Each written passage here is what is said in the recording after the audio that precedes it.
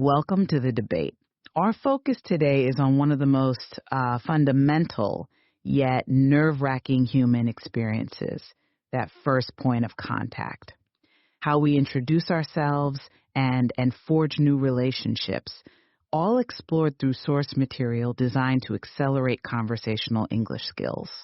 And this material is so interesting because it recognizes that communication is, well, it's deeply human. It's not just grammatical. It puts the experience of the speaker, in this case, someone navigating a new culture, a new language, feeling vulnerable. It puts them right at the center. Indeed. And analyzing how this content guides the user from that vulnerable state to, successful engagement, it raises a really crucial question for us. What is the single most critical factor for success in self-introduction? Is it the precise mastery of linguistic technique, the structured phrasing, that repeatable technical blueprint? And this is where I land, is the far more crucial, if maybe less measurable factor, genuine personal connection and emotional authenticity. I argue that the willingness to be open, to show kindness, that's what truly builds the bridge. And I'll be arguing that, while yes, of course, authentic effort is important, without the mastery of the linguistic mechanism, those repeatable structures, the confidence that comes from technical practice, that noble intention, well, it remains locked away. The technique is the engine. I understand the emphasis on structure. I do. But if you look at the source material's priorities, it's rich with anecdotes where technical perfection is clearly secondary to emotional factors. The core lesson the narrator takes away from all that anxiety in Italy is that, quote, people appreciate when you try, and that they don't expect perfection.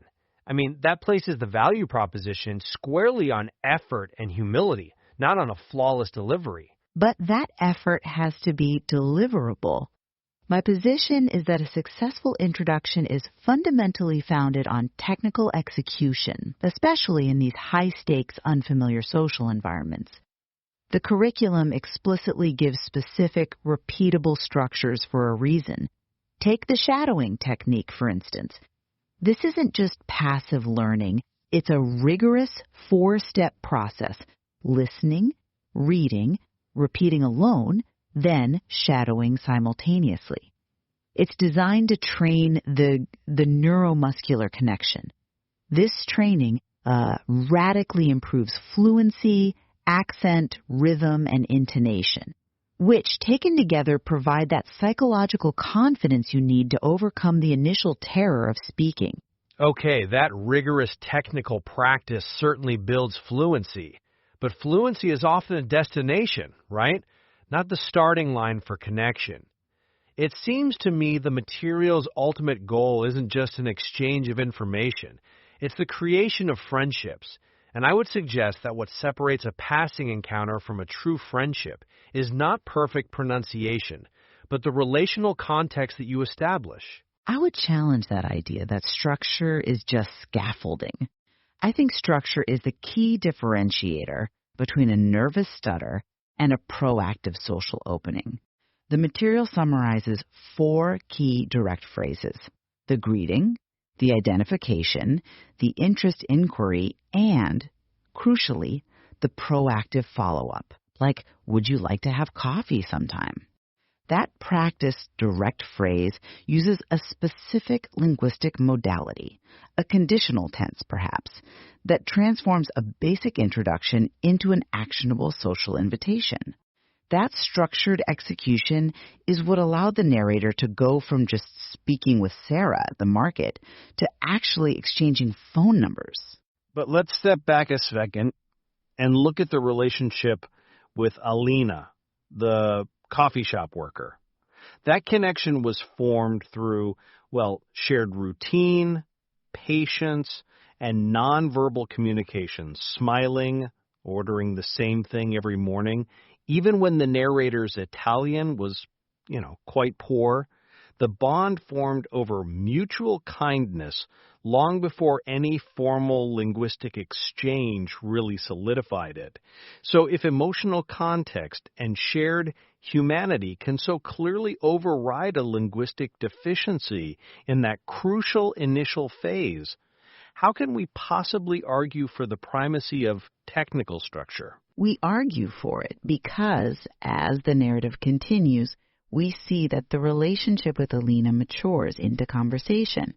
And, significantly, Alina compliments the narrator's improving Italian.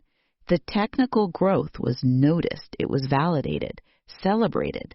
The kindness opened the door, sure, but the steady linguistic improvement is what made the conversation sustained and meaningful. Without that eventual growth, the relationship would just stay transactional, a daily coffee order. Right, and that's where our disagreement over the source of confidence really begins. We both acknowledge the narrator's initial nervousness in Italy, not knowing anyone, speaking the language not very well. You're suggesting that nervousness is overcome by persistent practice, increasing fluency, which then creates internal confidence. Absolutely. Structure gives beginners something solid, a blueprint to follow. It transforms that internal uncertainty into functional, repeatable communication. The confidence you get from knowing you can articulate, say, a concise identification, I am Maria, I am an English teacher, is what allows you to then take the social risk of asking someone like Sarah for coffee. Technical preparedness is the wellspring of sustainable courage. I just come at it from a different perspective entirely. It seems to me the narrator's relief came not from their own internal skill acquisition, but from the realization that people appreciate when you try.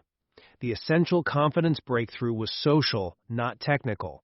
It stemmed from the receiver's patience, the intellectual charity Elena offered by recognizing the accent, but complementing the effort.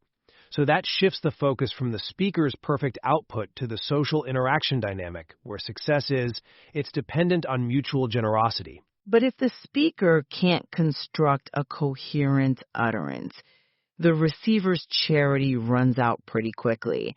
We can talk about social cushioning, but that cushioning is a temporary luxury. It's afforded only if the initial linguistic framework is strong enough to convey basic intent.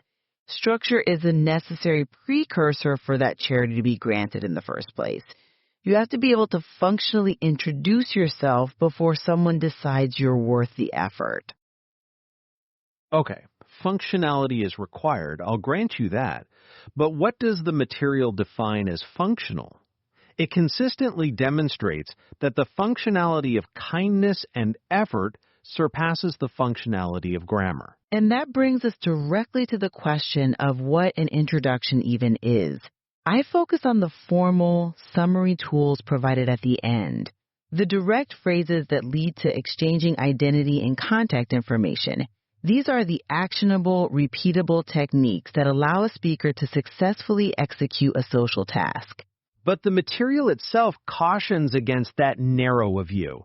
It says introducing yourself is more than just saying your name, and it emphasizes that small acts of kindness create strong bonds. So if we define the purpose of an introduction as forging a lasting bond, well, then the methods that achieve that depth have to be prioritized. Look at the Sarah example again, though. The connection began with a structured, socially appropriate opening. Excuse me, are you okay? That question is not only kind, but it employs a structured politeness marker, a practiced technique that navigates a socially uncertain situation, and it leads directly to the formal identity exchange. I'm from Canada. My name is Sarah. Linguistic technique initiated the transaction. I understand the utility of the transaction, but let's examine the Mrs. Rosie anecdote more closely. The relationship, which eventually led to this heartfelt lunch invitation, was deepened through actions entirely outside the realm of formal, introduction-ready phrases.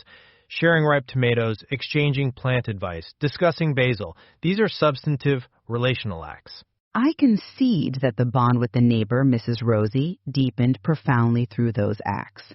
However, the context is critical. She was already the neighbor.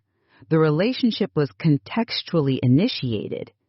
It merely required maintenance and deepening. A functional linguistic structure is required to turn a stranger into an acquaintance. Acts of kindness deepen an existing relationship. I challenge that distinction because the material presents both scenarios, strangers like Sarah and Alina, and acquaintances like Mrs. Rosie, as models for connection. The source material is teaching us how to move from isolation to belonging regardless of the initial context. The key is that the connection with Mrs. Rosie deepened through the doing of kindness, the sharing of tangible, personal content, not the saying of introductions. The anecdote demonstrates that content and shared vulnerability are fundamentally more powerful connective tools than the grammar required to convey them. But you cannot separate content from structure. I mean, this gets us to the heart of the matter, the tools for connection. I have to defend the necessity of the linguistic foundation. Even sharing personal details like hobbies, reading novels, gardening, it requires a robust practice conversational base. If I want to discuss my favorite authors or provide book recommendations, I must be able to articulate preferences and reasons, often using complex structures like subordinate clauses or comparisons. Technical practice is the bridge that lets you move beyond simple identification into true, meaningful personal disclosure. And I argue that shared physical experience acts as an immensely stronger, lower-stakes bridge that it bypasses the need for high linguistic complexity entirely.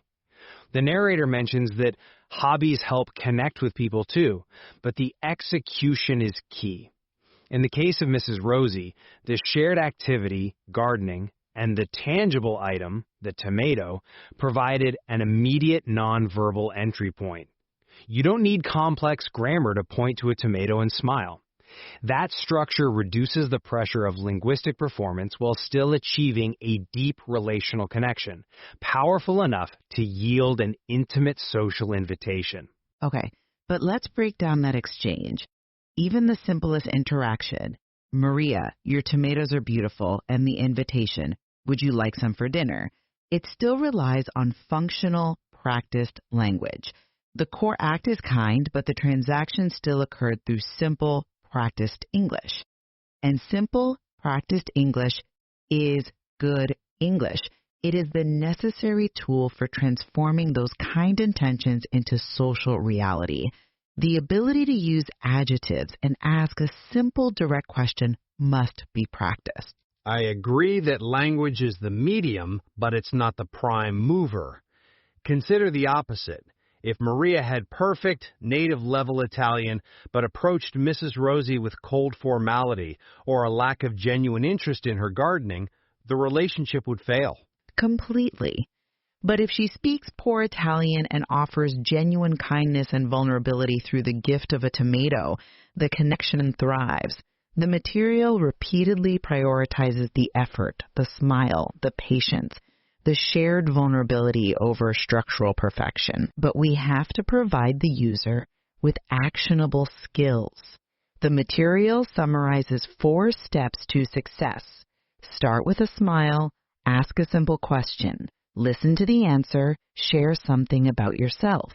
This is a formula. It's a technical blueprint for social engagement that requires precision in delivery.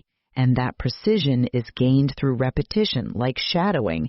How do you share something about yourself effectively if you stumble over your verbs and pronouns? You share it imperfectly, and that imperfection becomes part of the charm, provided the spirit is genuine. The material explicitly says people don't expect perfection. When the narrator shares their hobbies, reading novels, growing herbs, they are offering a vulnerable piece of their identity. The structural accuracy only serves the emotional goal. It doesn't replace it. It serves the goal by making it legible. The ability to articulate why you love a particular author is what deepens the connection, not just the fact that you love them. That level of nuance requires linguistic structure. Technical practice moves the conversation from the transactional, hi, I'm A, to the substantive, hi, I'm A, and here are my complex thoughts and feelings. But the path of least resistance to depth, particularly for a vulnerable newcomer, is through shared activity and immediate, low-stakes vulnerability. The gardening example.